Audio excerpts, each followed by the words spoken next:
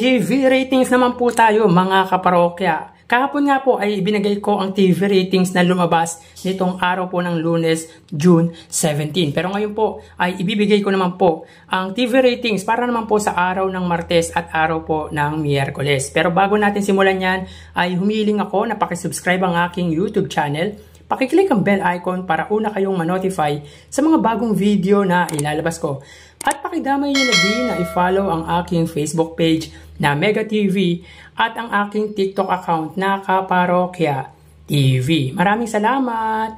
So quick recap lang po tayo sa lumabas na TV ratings nitong nagdaang Lunes, June 17. Ang It's Showtime po ay may 8.8%, samantalang ang 8 Bulaga naman po ay may 3.6%. So dito, angat ang It's Showtime ng 5.2% sa katapat na noontime show na Eat Bulaga. So mapunta naman po tayo para po sa araw po ng Martes, June 18. So dito may kita po natin ang It's Showtime ay may 8.5% at ang Eat Bulaga naman po ay may 3.4%.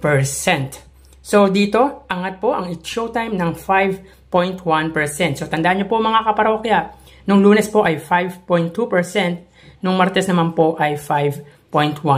So malaki po talaga ang diferensya ng TV ratings ng dalawang malaking noontime show dito sa bansa.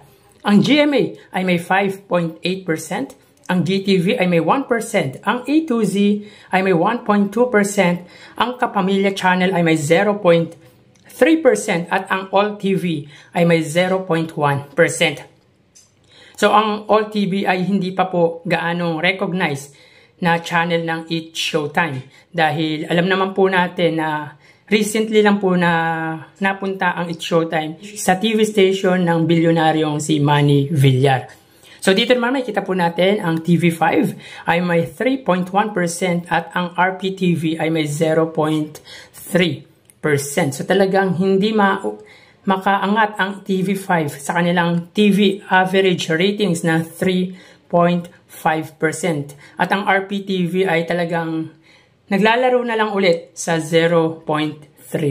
Sa average niya naman actually, pero mababa pa rin yan. Hindi nakakatulong sa TV ratings ng Eat Bulaga. Kung susumahin natin dito mga kaparokya, ang GMA ang siyang angat sa TV5, ang mga main channel ng dalawang noontime show. At ito po ay 2.7%.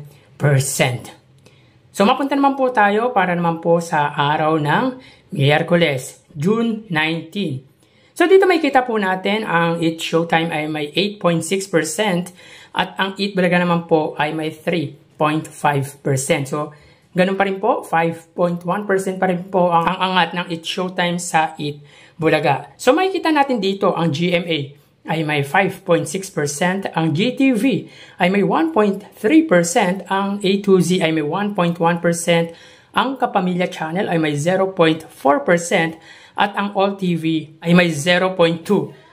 Samantalang sa Eat Bulaga naman po, ang TV5 ang siyang malaki ang na-provide pagdating sa TV ratings.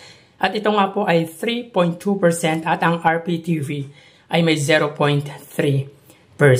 So dito, na-meet ng It's Showtime ang TV ratings average nila na 8%. Samantalang ang Eat Bulaga naman po ay hindi po nila na-meet. So ibig sabihin po niyan ay mataas po ang nakuwang ratings ng It's Showtime pagdating naman po ng araw ng Martes at araw po ng Miyerkules.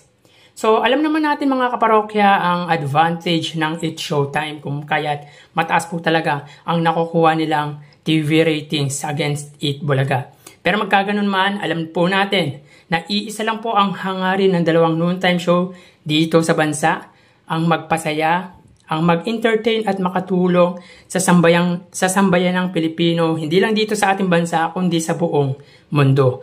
So tara ating alamin ang online viewership ng dalawang bigating noontime show. Para sa Eat Bulaga under TVJ Facebook page na may 2.5 million followers at sa It's Showtime naman na may 18 million followers.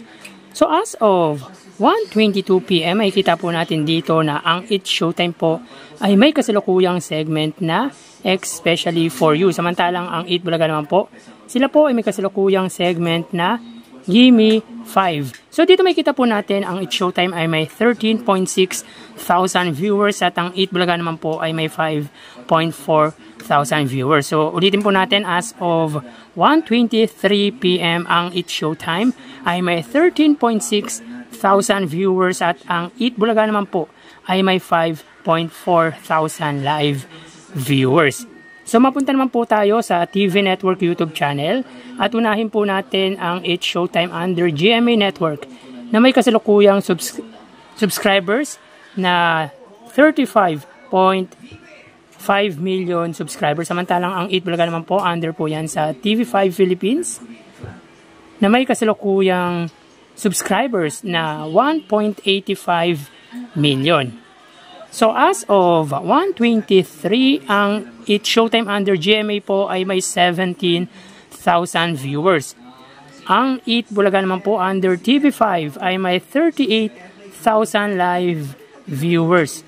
So ulitin po natin, as of 1:23, ang It's Showtime under GMA Network ay may 17,000 viewers at ang Eat Bulaga under TV5 ay may 38,000 viewers.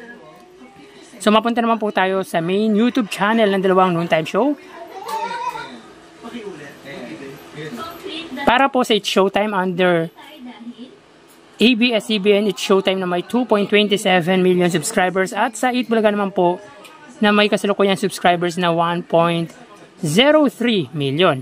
So as of 1:24, ang It's Showtime sila po ay may 95,000 viewers at ang Eat Bulaga naman po ay may 74,000 live viewers. So ulitin po natin, as of 1:24, ang It's Showtime ay may 95,000 viewers at ang Eat Bulaga naman po ay may 74,000 live viewers. So yan po ang kanilang online viewership sa ikalawang yugto ngayong araw po ng Sabado, June 22. At bali, ang total na nakuha ng dalawang noontime show ay, mga kaparokya, bago natin ilabas or ibigay ang total live viewership sa ikalawang yugto ng dalawang noontime show, ay humiling ako na pakisubscribe ang aking YouTube channel. Pakiclick ang bell icon para una kayong manotify sa mga bagong video na ilalabas ko, at follow nyo na rin ang aking Facebook page na Mega TV at ang aking TikTok account na Kaparokya TV. Maraming salamat! So ang total viewers sa ikalawang yugto ng Eat Bulaga po ay 117,000 viewers. At ang It's Showtime naman po ay 125,000 live viewers.